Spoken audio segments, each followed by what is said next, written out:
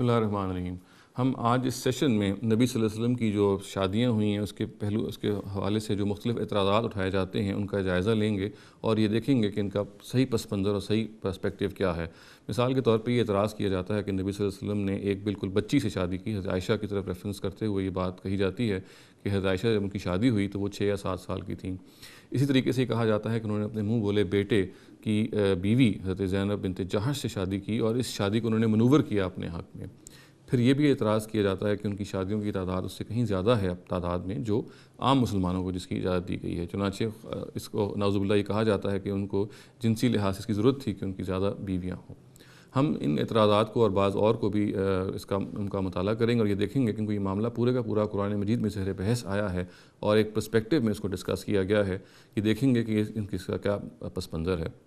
اس طریقے سے ہسٹری میں بھی ہم بعض چیزوں میں جائیں گے اور دیکھیں گے کہ بعض روایات میں جو بعض چیزیں بیان ہوئی ہیں وہ کس پہلو سے صحیح ہیں، ان میں سے کیا کیا پہلو ہیں کہ جو ریسرچ نے ثابت کیے ہیں کہ ان میں بعض چیزیں ٹھیک نہیں ہیں۔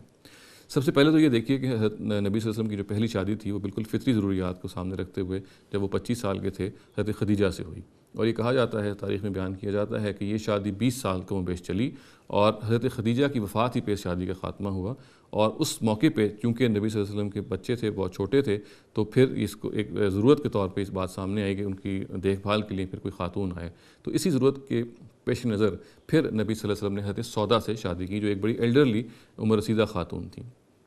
اور اس کے بعد پھر حضرت نبی صلی اللہ علیہ وسلم نے حضرت عائشہ سے شادی کی۔ حضرت عائشہ سے شادی کا جو معاملہ ہے یہ چونکہ بڑا نازک اور حساس ہے اور اس سے بہت سارے اعتراضات ہیں۔ سب سے پہلے تو یہ دیکھیے کہ جو یہ بنیادی اعتراض پہ کیا جاتا ہے کہ ان کی عمر 6 یا 7 سال تھی،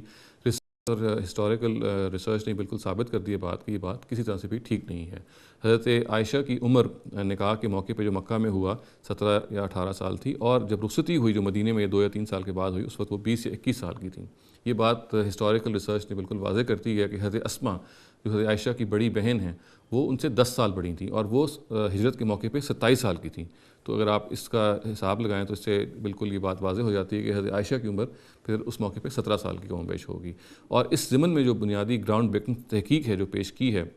اور ہسٹوریکل ریکارڈز کو اس طرح سے انالائز کیا ہے وہ مولانا حبیب الرحمن کاندھلوی صاحب اور حکیم نیاز احمد صاحب ہیں۔ انہوں نے اپنی کتابوں میں اس بات کو اور بعض اور دلائل سے بھی ثابت کیا ہے کہ یہ بات کسی طرح سے بھی ٹھیک نہیں ہے کہ حضرت عائشہ کی جو عمر ہے وہ شادی کے موقع پہ 6 یا 7 سال کی تھی۔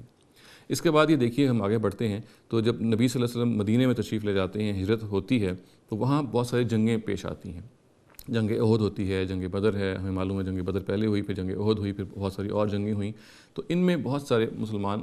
مرد جو تھے وہ شہید ہو گئے، وہ کام آئے، اور ان ظاہر ہے اس کے نتیجے میں بہت ساری خواتین بیوہ ہو گئیں اور بہت سارے بچے یتیم ہو گئے۔ تو قرآن مجید نے آگے بڑھ کے تعدد ازواج کا جو کسٹم اس زمانے میں عربیہ میں پایا جاتا تھا اس سے فائدہ اٹھا کے ایک اپیل کی اور کہا کہ ان آرفنز کی، ان یتیموں کی اور ان بیواؤں کی مدد کے لیے، ان کی دیکھ بھال کے لیے، ان کی ویلفیئر کے لیے مسلمان آگے بڑھیں اور ان کو سہارا دیں، ان سے شادیاں کریں۔ نبی صلی اللہ علیہ وسلم نے اس اپیل پر لبیک کہتے ہوئے اس زمانے میں حضرت زینب بنت خزیمہ سے شادی کی اور حفصہ بنت عمر سے شادی کی، اور اس میں پیش نظر یہ تھا کہ ان دونوں خواتین کے جو شوہر تھے یہ انہی جنگی مہمات میں شہید ہوئے تھے، اور ان کی دلداری کے لیے، ان کی دیکھ بھال کے لیے پھر نبی صلی اللہ علیہ وسلم نے ان سے شادی کی۔ پھر یہ بات معلوم ہے کہ حضرت زینب بنت خزیمہ کا کچھ عرصے کے بعد انتقال ہو گیا، تو وہ جو عمومی قانون ہے 4 شادیاں کرنے کا، اس میں پھر نبی صلی اللہ علیہ وسلم کو اس کی گنجائش پیدا ہوگی کہ وہ ایک چوتھی خاتون سے بھی شادی کریں، چنانچہ انہوں نے پھر حضرت ام سلمہ سے شادی کی،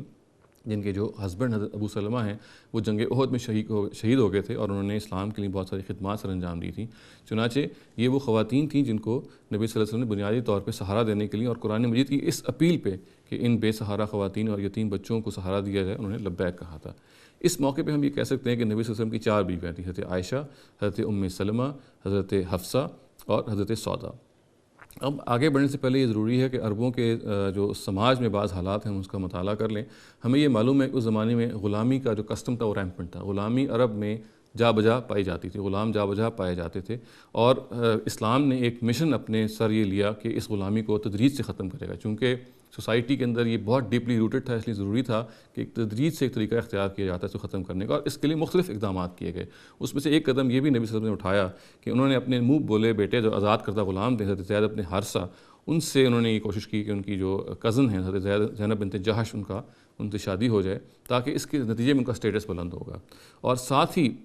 ایک اس زمانے میں یہ معاملہ ہم مطالعے سے اور ہسٹری کے مطالعے سے معلوم ہوتا ہے، وہ یہ کہ انفارچونیٹلی یہ شادی جو ہے نبھ نہیں سکی، اور بہت جلد یہ صورتحال پیدا ہوگی کہ حضرت زید بن حارثہ کو طلاق دینی پڑی زینب بنت جہش سے، جو ظاہر ہے ایک بہت بڑا واقعہ تھا۔ اس سے زینب بنت جہش جو ہیں وہ بہت زیادہ ان کو سیٹ بیک بھی ہوا، اور سائیکلوجیکلی بھی بہت ایسے فریم آف مائنڈ میں آ گئی جس میں ضرورت تھی کہ ان کو کنسول کیا جائے۔ اور ساتھ ہی یہ بھی ضروری تھا اس زمانے میں کہ چونکہ عربوں میں یہ کسٹم پایا جاتا تھا کہ منہ بولے بیٹے کی بیوی سے شادی وہاں پہ ممنوع تھی، اور چونکہ نبوت کو ختم ہونا تھا نبی صلی اللہ علیہ وسلم پر، تو اس کسٹم کی اصلاح کی بھی ضرورت تھی۔ تو چنانچہ قرآن مجید نے خود پھر ایک خصوصی قانون نازل کیا اور یہ کہا کہ نبی صلی اللہ علیہ وسلم کو باقاعدہ ہدایت کی گئی کہ وہ حضرت زینب سے اس معاملے میں شادی کریں، اور اس میں ان کو کنسول کرنا بھی پیش نظر تھا، اور ساتھ ہی اس منہ بولے بیٹے کی بیوی سے شادی نہ کرنے کا جو وہاں پہ کسٹم تھا اس کی اصلاح کی بھی ضرورت تھی۔ تو ان دونوں چیزوں کو سامنے رکھ کے ان کو یہ کہا گیا کہ وہ ان سے شادی کریں، اور ساتھ ہی پھر ایک مفصل قانون ہے جو سورہ احزاب میں پھر نازل ہوا، اور اس میں بتایا گیا کہ نبی صلی اللہ علیہ وسلم بعض دائروں میں شادی کر سکتے ہیں اور اس سے باہر شادی نہیں کر سکتے، اور اس کے ساتھ ساتھ یہ کہا گیا کہ وہ اس دائرے کے اندر جنہوں نے شادیاں کی ہیں جن سے، ان کو وہ طلاق بھی نہیں دے سکتے، اور ساتھ ہی ان پر سے یہ رسپانسبلٹی یا ذمہ داری کم کر دی گئی کہ وہ بیویوں کے درمیان عدل کریں، کیونکہ یہ شادیاں ساری ظاہر ہے کہ ان کو اپنے کار نبوت یعنی نبوت کے فریضے کو سر انجام دینے کے دوران جو ان کو معاملات پیش آئے اس کے ضمن میں کرنی تھی، تو یہ پابندی بھی ہٹا لی گئی۔ اور یہ جو سورہ احزاب میں پھر جو باتیں بیان، یہ جو انسٹیٹیوٹس بیان ہوئے کہ جس کے تحت نبی صلی اللہ علیہ وسلم کو شادی کرنے کی اجازت دی گئی، وہ 3 تھیں۔ اس میں ایک تو یہ تھی کہ وہ جو خاندانی خواتین قید ہو کے یا وار کیپٹوس کے طور پہ بعض جنگی مہمات میں آپ کے پاس آتی ہیں، تو ان کو اگر ان کے کنسنٹ سے وہ شادی کرنا چاہیں تو کریں۔ چنانچہ ہمیں معلوم ہے کہ حضرت جویریہ اور حضرت صفیہ سے نبی صلی اللہ علیہ وسلم نے اسی حکم سے فائدہ اٹھاتے ہوئے کی، ان کو یہ پرمیشن دی گئی تھی کہ ایسی خواتین کہ جو آزاد خواتین ہوں اور کسی جنگی مہم میں، تو ان کے اپنے اگر کنسنٹ سے، اور یہ معلوم ہے کہ حضرت جویریہ اور حضرت صفیہ سے ان کا کنسنٹ لیا گیا، اور انہوں نے پھر بڑی خوشی سے اس بات کو قبول کیا کہ وہ نبی صلی اللہ علیہ وسلم کی ازواج میں شامل ہوں۔ اس کے ساتھ جو دوسرا سٹیوٹ بیان ہوا ہے وہ یہ ہے کہ وہ خواتین جو اپنے آپ کو نبی صلی اللہ علیہ وسلم سے میں ہبہ کرنا چاہتی ہوں یا اپنے آپ کو نسبت دینا چاہتی ہوں پیغمبر صلی اللہ علیہ وسلم کے ساتھ، تو ان سے بھی نبی صلی اللہ علیہ وسلم کو اجازت دی گئی کہ وہ شادی کر سکتے ہیں۔ اور اس ضمن میں پھر نبی صلی اللہ علیہ وسلم نے حضرت میمونہ سے شادی کی، اور یہ معلوم ہے اور بالکل معروف بات ہے کہ یہ شادی پھر اس موقع پہ کی گئی۔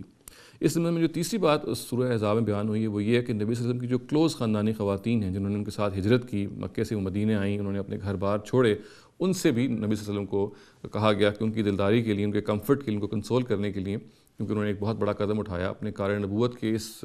پورے کام کو سامنے رکھتے ہوئے، وہ ان سے بھی شادی کر سکتے ہیں۔ چنانچہ اس کے تحت پھر نبی صلی اللہ علیہ وسلم نے حضرت ام حبیبہ سے شادی کی، جو ہمیں معلوم ہے کہ حضرت ابو سفیان کی صاحبزادی ہیں۔ تو یہ وہ پس منظر ہے اور یہ وہ پوری تاریخ ہے جو ان شادیوں کے ضمن میں نے آپ کے سامنے بڑے مختصراً بیان کی، اور یہ بات بالکل سامنے آ جاتی ہے اس کو اگر اس کا جائزہ لیا جائے کہ یہ شادیاں ایک خاص پس منظر میں کی گئیں، اس میں خاص چیزیں تھیں جو پیش نظر تھیں، نہ ہی اس میں یہ بات صحیح ہے کہ کسی بچی سے شادی کر لی گئی، نہ ہی یہ بات ٹھیک ہے کہ نعوذ باللہ نبی صلی اللہ علیہ وسلم کی کوئی جنسی خواہش تھی جس کو سیٹسفائی کرنے کے لیے کوئی اجازت دی گئی، اور نہ ہی یہ بات ٹھیک ہے کہ انہوں نے اپنے منہ بولے بیٹے کی بیوی سے شادی کرنے کے لیے کوئی منورنگ کی اس لیے کہ ان کو وہ پسند تھی، بلکہ اس سب باتوں کا ایک موقع اور محل ہے جو میں نے چاہا کہ بہت مختصراً آپ کے سامنے آ جائے۔ اقول قولی ھذا واستغفر اللہ لی ولکم ولسائر المسلمین والمسلمات۔